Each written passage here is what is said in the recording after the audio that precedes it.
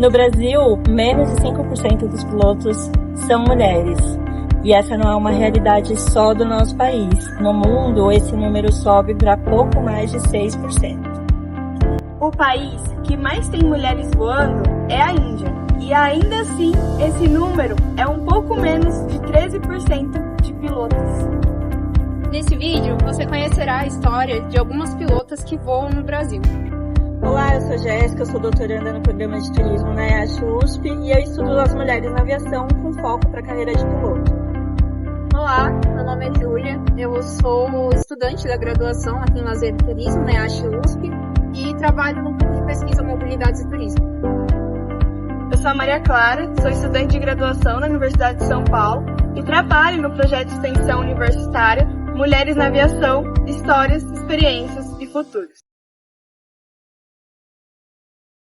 Então, outra grande inspiração que eu tive naquela época, sem internet, sem nada, eram os aviões que passavam em cima da fazenda.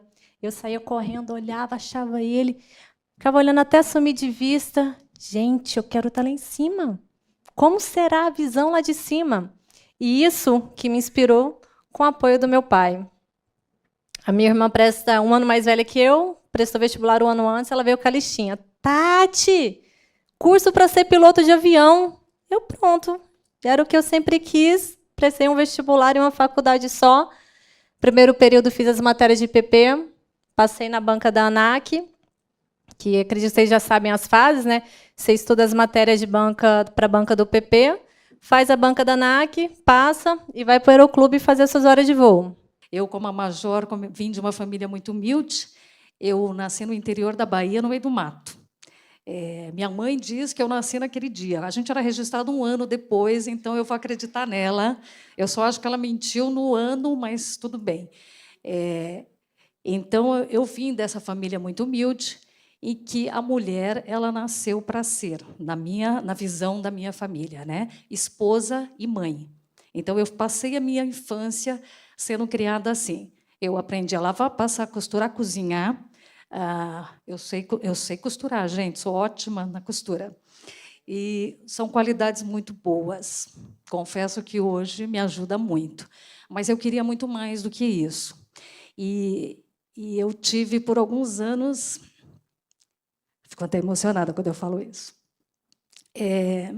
De vencer esse preconceito. Então, quando me perguntam sobre preconceito, eu digo assim, o maior preconceito eu tive que vencer dentro da minha própria casa. Né? Que foi mostrar para o meu pai que eu queria mais do que ser esposa. E eu lembro que, na minha época de infância, eu tinha um sonho. O meu sonho não era ser piloto, porque eu não sabia nem o que era ser piloto. O meu sonho era ser freira. Gente, juro por Deus. Mas por que eu queria ser freira? Eu tinha duas primas que eram freiras. E uma delas trabalhou no Vaticano. E eu achava sensacional, porque elas não tinham casado, não tinham filho e viajava. Era tudo que eu queria, gente. Não era perfeito? Ainda bem que eu não segui nesse ramo, né? Porque eu não ia dar certo. Mas, enfim, depois eu conheci a aviação através de um colega, fui no Aeroclube, inclusive foi no Aeroclube de Meritima Mirim, e, chegando lá, eu me apaixonei. Eu fiz um voo de 5 minutos e falei, é isso que eu quero para mim. Só que aí ferrou, eu não tinha dinheiro, não tinha condição nenhuma, não sabia quem eu era, onde eu estava. Então, vamos step by step, né? Vamos correr atrás. E assim foi a saga. Para fazer as horas de voo, eu tive que... Então, eu fui fazer, aos 17 anos, o curso de comissária. Fui lá na IACOM, na época, eu tinha um colega, na verdade, era o meu chefe, e consegui um desconto, dividiu em 12 parcelas o curso de comissária, e eu fiz o curso de comissária aos sábados. Então, eu trabalhava de segunda a sexta, fazia o colégio à noite, e aos sábados eu ia fazer o curso de comissária, que era o dia inteiro. E domingo eu ia lavar roupa para poder usar durante a semana depois, enfim, era assim.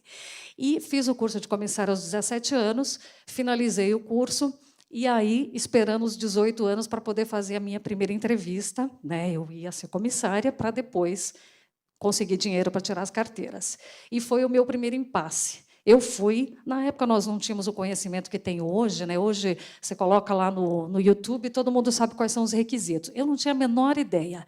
E a escola também não me falou muito a respeito. Me venderam o sonho e eu comprei e falei, bom, sou linda e loira e sou a comissária perfeita. Fui fazer o meu primeira entrevista, né? toda bonitinha, lá arrumadinha. A primeira entrevista da Varig era a psicóloga, e, na sequência... Não, minto, era peso e altura, e depois a psicóloga. Pesei, medi, toda linda, e cheguei na psicóloga, e ela olhou para mim e falou assim, você não tem espelho na sua casa? Eu... Você nunca vai ser uma comissária de bordo. Você está acima do peso. Eu era gordinha, eu não falei essa parte para vocês. Era bem cheinha. Você não tem o perfil. Falei, uau, ninguém me falou isso até agora. Gente, como assim eu não tenho... Bom, tá, não tenho o perfil, então eu vou entrar no perfil. O que eu faço? Vou ter que emagrecer, né? E aí eu tinha duas opções. Na onde eu trabalhava, na frente, tinha um médico. Como é que é o médico que emagrece? Gente, esqueci. Um endócrino. E do lado tinha uma academia de Kung Fu. E eu fui no endócrino e a receita para o medicamento era caríssimo. E eu falei, ferrou, não tenho dinheiro. Aí fui na academia de Kung Fu. E aí era o mestre Amaral, e ele me viu quase chorando, né, porque eu contei minha história para ele, ele falou, vou te dar um desconto. Eu falei, adoro desconto. Tá. Saía mais barato o Kung Fu do que os remédios. Foi só por isso que eu fui para o Kung Fu. E ali eu treinei. Eu treinei o quê? Disciplina. Então, na verdade, ele trabalhou a minha cabeça, disciplina.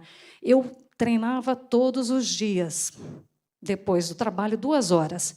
E eu socava a cara da psicóloga todo dia. Eu fiz isso por 2 anos, gente. Hoje, eu tenho que agradecer a ela. Ela fez a coisa mais fantástica para mim. Ela me falou a verdade. Era o que eu precisava ouvir. E, a partir do momento que eu tive a verdade, eu fui correr atrás para fazer o que eu queria. Então, eu emagreci, fiquei bonitona, saradona, e entrei como comissária. Meu nome é Isa. Eu fiz toda a minha formação de piloto com bolsas de estudo. Quando eu conheci a MAB em 2020, eu havia acabado de finalizar o meu PC e estava sem recursos para continuar o treinamento, fazer multi, JET e CAL. Então, no ano de 2020, eu participei do concurso de bolsas para o JET Training, passei, consegui, né, com muito esforço.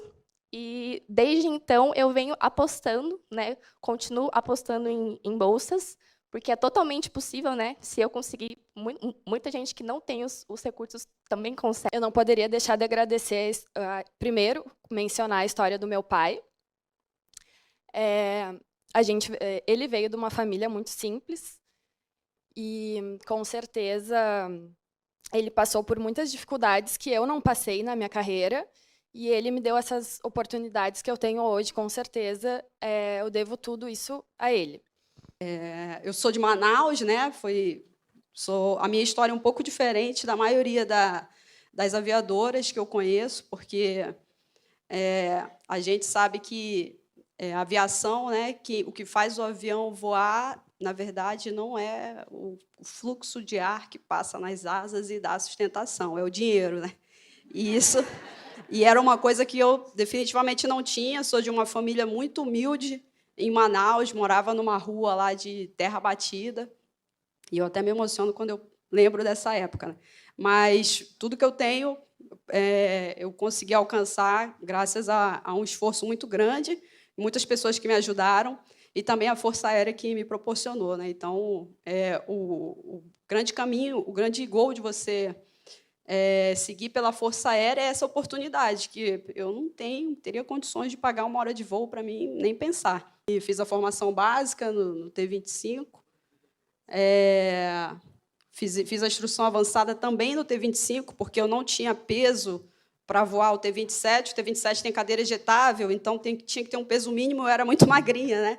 Eu e outras amigas, tinha umas 2 amigas nessa condição, a gente fez toda a parte tanto básica quanto avançada no T-25, que foi um desafio, porque você tinha que voar instrumento num avião que tinha bem menos recursos que o T-27, né? Mas, graças a Deus, deu tudo certo.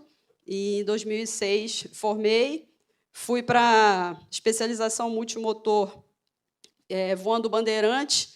Em 2007, Fortaleza, um período muito legal, que a gente tinha acabado de se formar, né? Estava ganhando já um salário decente para a época, morava na praia, enfim, só tenho memórias boas dessa época aí, muito bom mesmo. E aí eu tive contato com a aviação, com realmente um emprego que a gente ia fazer dos aviões dentro da Força Aérea, né?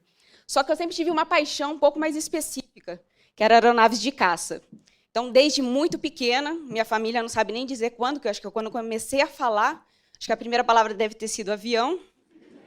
E óbvio que depois do filme Top Gun, veio a paixão pela aeronave de caça. Então, foi a primeira vez que eu tive contato, vi realmente o que significa a aviação de caça, a capacidade que um avião de caça tem, uma manobrabilidade, a capacidade de emprego e o poderio aéreo que ele possui. Então, a partir daí, eu tive certeza que eu queria ser piloto de caça. Mas durante toda a minha formação no ensino médio, não existia a possibilidade. A única forma de se tornar piloto militar, piloto de caça, seria ingressando na Academia da Força Aérea Brasileira.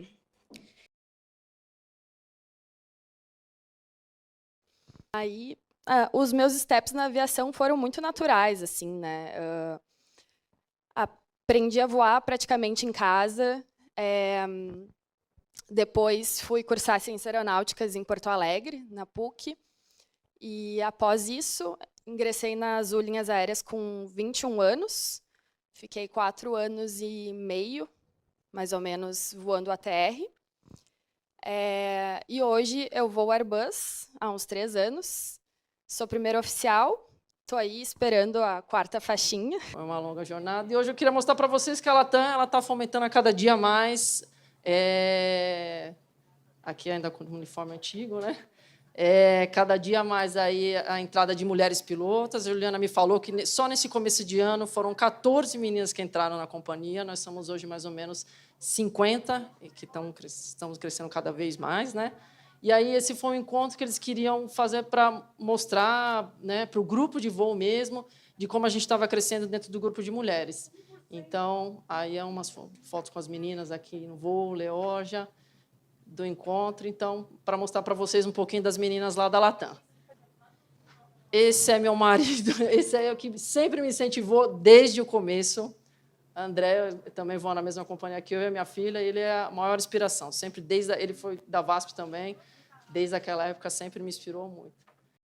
Depois fiz a prova de novo de regulamento, passei e fui lutar para fazer as horas de voo. É muito caro, né, gente? As horas. Mas, gente, isso não pode ser barreira. Demorei 3 anos e meio para checar meu piloto comercial. E do PP até a linha aérea foram 7 anos. Então, não é da noite para o dia. Nessa foto da esquerda, eu estava pilotando para uma dupla sertaneja, famosa. Voava para um lado, para o outro, até o empresário virar para mim e falar assim: Tati, não vai dar para você ir mais, não. As namoradas dos cantores não estão gostando. Eles não me viam como profissional, me viam como mulher. E o camarim cheio de gente, cheio de fã. Eu ali trabalhando estava sendo um problema. Hoje, estou no Boeing 737, há 11 anos pilotando Boeing. Então, em 2003, eu cruzei os portões da AFA, pertencendo à primeira turma de formação de pilotos e aviadoras. A minha turma era composta inicialmente por 180 cadetes, que é como a gente chama os alunos na Academia da Força Aérea, sendo que desses 180, 20 eram mulheres.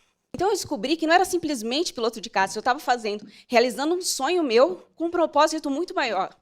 As meninas da minha turma que sonhavam em ser aviadoras, iniciaram o curso e viram que não gostavam, não se adaptavam. A parte de fisiologia acaba pesando muito para a formação.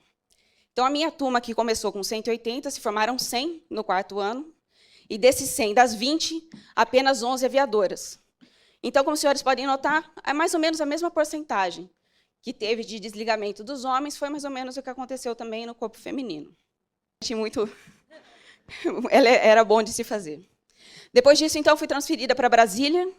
Em Brasília, eu fiz parte do curso, fiz parte dos tripulantes do grupo de transporte especial, que era o esquadrão que apoia o transporte das autoridades, tanto nacionais quanto internacionais. Então, inicialmente, eu fiz o curso do C99, que é o Embraer 135, 145, que nós temos no GTE, que apoiam as autoridades dos ministros, o presidente da Câmara e do Senado, e também faz as evacuações aeromédicas quando necessário. Passei aproximadamente 1 ano nesse quadro de tripulantes, e depois eu fiz o curso, então, para a aeronave Airbus que nós temos, é o VC1, o Embraer 319. Fiquei 6 anos voando. O Airbus 319, ele é voltado apenas para o atendimento presidencial. Então, todas as necessidades do presidente de estar realizando qualquer viagem, ele é feito nesse avião. Eu tive a oportunidade de conhecer alguns presidentes, de estar apoiando e estar voando com alguns. E o contato sempre foi muito educado por parte de todos que eu conheci e muito respeitoso. O que mais eu vou passar aqui? Isso aqui foi um dos presentes que eu ganhei. Muitos aqui devem conhecer a Betânia. Betânia é outra. Nós somos em 2 comandantes no 30 somente. Tem bastante hoje meninas em outros equipamentos, mas no 30 é só eu e a Betânia. E o ano passado eu tive o privilégio de fazer um voo com ela. Nós fizemos um Lisboa e eu ganhei uma amiga. Foi muito gostoso, porque eu sempre fui muito sozinha na aviação. Eu não dividia as coisas, porque eu não tinha muitas referências, né? Então, eu apanhei muito. Eu voava com o comandante, me dava esporro, eu ia para o hotel, chorava. No dia seguinte, falava, não, esse esporro eu não vou tomar mais, vou tomar outro, mas esse eu vou aprender. E, assim, foram vários anos. Eu não tinha com quem dividir. Eu tinha algumas referências distantes, que era Marina, Kalina, mas eu não tinha contato, que é o que vocês têm hoje aqui, né? O que vocês têm hoje é um privilégio de ter essas informações, de ter contato com as pessoas e saberem. Só que isso também tem um preço, né? Para a gente entrar, a exigência não era tanta. Eu acho que hoje a exigência é maior, mas vocês têm mais informação. Então, peguem tudo que vocês têm aí, olha, vão lá para o YouTube, vão assistir vídeo, porque tem muita informação, coisa que a gente não tinha na época. Aqui, pessoal, é outro que eu tive o privilégio, né, de ser a primeira comandante mulher da Azul e a honra de ser uma representante do Outubro Rosa. Então, a Azul é rosa em outubro. São várias fotos de várias campanhas aí, são muitos anos, né? O primeiro Outubro Rosa foi em 2010. Foi bem interessante o primeiro Outubro Rosa, porque a aeronave, o Yankee Oscar, que é a primeira aeronave cor-de-rosa, a Embraer demorou 2 meses para a entrega. Era para ser entregue em outubro de 2010, chegou só em dezembro. Então, o Outubro Rosa foi em dezembro, na verdade, o primeiro. E aí, eu fui voar, passamos um mês. Lembrei da Gabriela agora que a gente descia nos aeroportos e nós éramos as artistas, né? Porque tinha um monte de gente esperando. E a gente via aquela gritaria no aeroporto, a gente falou, nossa, deve ter algum famoso chegando aí, né? Éramos nós. Né? Eu falei, somos nós? É por nós que eles vieram aqui. A gente não tem muito essa noção, é engraçado isso, mas é um privilégio. Todo ano a gente está de rosa, eu confesso que eu gosto bastante. Esse aqui foi também um dos primeiros. Isso aqui já foi depois da fusão da Azul com a Trip. Já tem algumas meninas, a Kitty, Larissa, a comandante Luciana ali está do meu lado, e algumas equipe de comissários também fazendo parte dessa festa. Eu comecei em BH, eu voei na executiva em torno de 95 até 2002. Voei desde monomotor até turbohélice, King Air F90, C90. E aí, quando eu entrei na Total Linhas Aéreas, eu já tinha em torno de 1.300 horas como copiloto. Eu atuei na Total como copiloto durante 5 anos. Obstáculos, a gente pode falar preconceituosos, pode ser machista, mas esses machistas, por parte de mulher, inclusive, que, infelizmente, isso é comum acontecer, de mulher achar que precisa de ter um homem na função, um homem na tripulação, para que o voo saia mais seguro. Eu sei disso porque isso, infelizmente, já aconteceu também no meu voo, de mulher achar de passageira falar que isso não é profissão para mulher e que se sentiria mais segura se tivesse um homem, um tripulante a bordo, um piloto ou um comissário. De 2008 a 2011, voei a grande paixão da minha vida, então me identifiquei muito com a sua apresentação, porque eu amo de paixão mesmo o Caravan, tenho 1.000 horas de voo nesse avião. Também voei o Embraer 120, saí instrutora, e é aqui que a gente conhece realmente um Brasil que pouca gente conhece. Eu coloquei aqui, integrando o território nacional, que é uma das missões da Força Aérea. Porque o Caravan ele chega onde os outros aviões não chegam, né? Ele realmente, na Amazônia, ele é primordial. Também me identifiquei muito com a comandante que citou que... Cadê ela? Que depois que ela voou na Amazônia... Não, tá. Depois que ela voou na Amazônia, ela perdeu o medo de tudo. Então, foi onde realmente eu aprendi a voar. Pousei em pistas muito restritas, de 600 metros, e terra, em compensação molhado, compensação cheio de índio passando na pista. Enfim, mas foi onde eu acumulei as melhores, as experiências mais gratificantes, assim, e realmente entendi o que era ser piloto, né? Na época, a presença feminina já estava se consolidando na Força Aérea, então eu voei muito com a Adriana, que é da minha turma, é uma pessoa excelente também, que tive a oportunidade de conhecer. Depois ela foi para o 707 e 767, e eu fui para o 630. Mas foi essa foto aqui foi do primeiro voo de 2 mulheres comandando, empregando um avião, né, na aviação de transporte, ali na Amazônia. Então, foi um período que a gente aprendeu muito voando junto. Éramos muito novas ali, as 2 com mais ou menos 250 horas de voo no Caravan, né, e a gente já voava sozinho e conduzia as missões. O primeiro voo que a gente fez também com 2 mulheres comandando ali, né, na cabine de comando do 630. Esse voo aqui era um voo de lançamento de paraquedistas. Foi em 2018.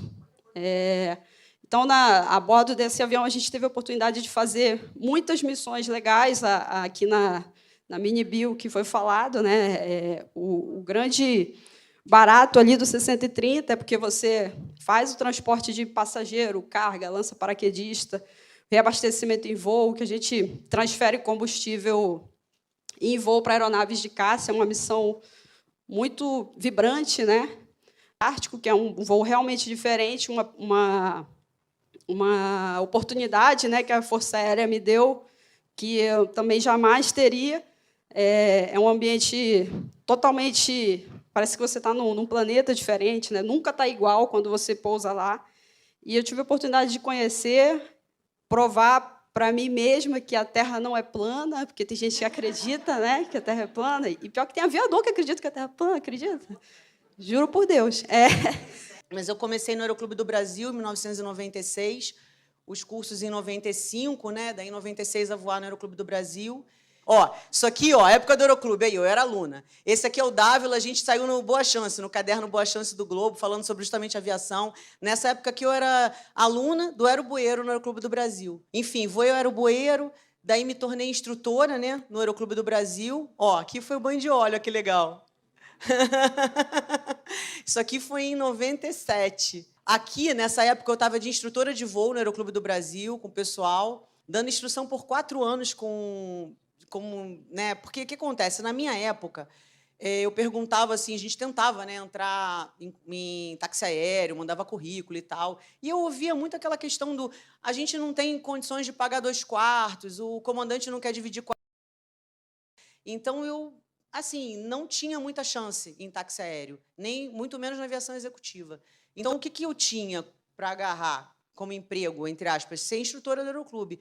Nessa brincadeira, eu acumulei 1000 horas de voo. Rápido. Isso aqui, pessoal, eu vejo como futuro, né? A gente está numa posição, mas a gente não pode estagnar nunca, né? Então, estamos sempre estudando, sempre correndo atrás, se especializem, corre atrás e nunca perca uma coisa, gente, é a humildade. A gente está numa posição. Quando eu saí do Embraer, eu era instrutora checadora há 8 anos e de repente, eu mudei de equipamento. Eu resolvi vir para o Airbus 330. Nunca tinha voado Airbus, tinha voado 737, Embraer, tinha voado bastante avião. Quando eu fui para o Airbus, eu tive que ter a humildade que eu não sabia nada. Então, eu falei, eu vou começar do zero, né? Começar exatamente do zero. Perguntar, não sei. O instrutor, o checador, não sei. Desculpa, mas eu não sei. Vou me preparar melhor. E assim foi. Estou há 5 anos no Airbus. Gente, acho que acabou. E eu falei demais. Agradeço a Azul, que me deu essa oportunidade de estar aqui, as meninas. Estou muito feliz, gente, muito feliz mesmo. Obrigada. Coisa que muitas me perguntam, gente, dá para ser mãe e ser piloto? Dá. Qualquer pessoa pode ser aceito em qualquer profissão. Para a gente quebrar tabu, para a gente mostrar que qualquer um de nós, independente de ser mulher ou homem, nós somos capazes.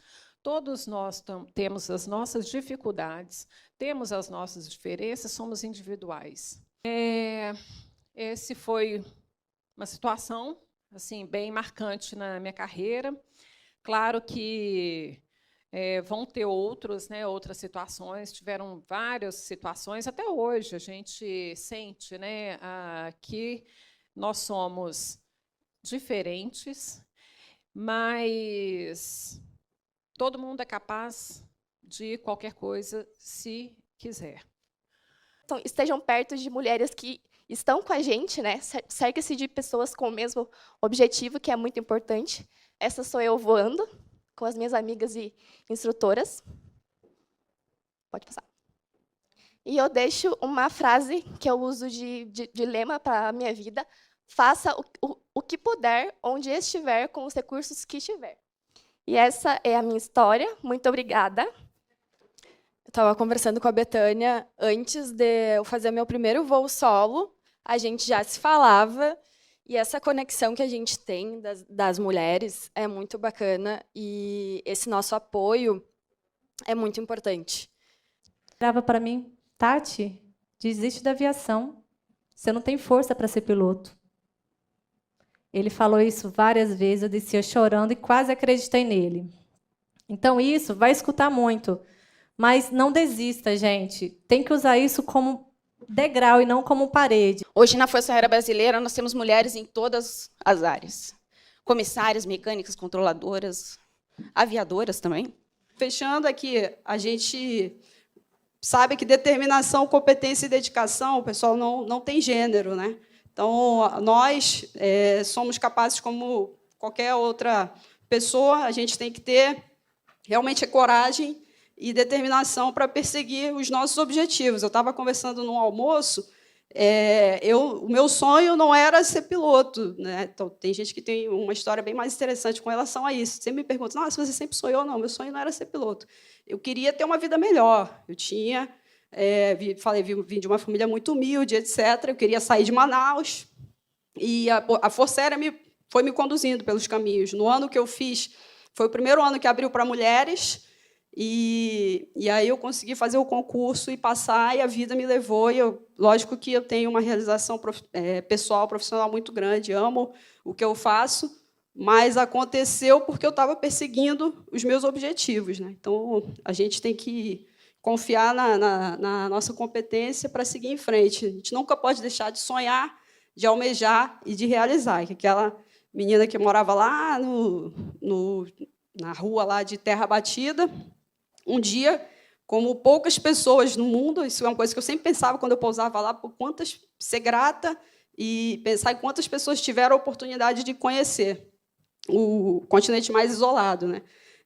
Por fim, pessoal, eu queria deixar essa frase aqui, né? Um pássaro, quando começa a voar, sabe mais sobre coragem do que sobre voo. Então, a gente tem que ter coragem. Às vezes vai ser difícil, vai ter muitas dificuldades, mas é só com a nossa coragem aí que a gente vai conseguir alçar voos cada vez mais altos.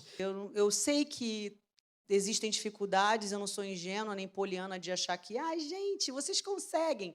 Não é assim. Né? Tem horas que a gente toma umas bordoadas e você fala assim, cara, você se questiona, mas o que eu posso dizer para vocês é que vocês têm aqui, olha, 5 pessoas, 5 mulheres que conseguiram, e a gente na cabine escuta tantas histórias lindas de pessoas que lavavam avião, garoto que dormia no banheiro do aeroporto, entendeu? E ficava lavando avião de outros lugares e está hoje lá voando com a gente, e sabe, de comandante, tantas histórias bonitas de homens e de mulheres que venceram, sabe?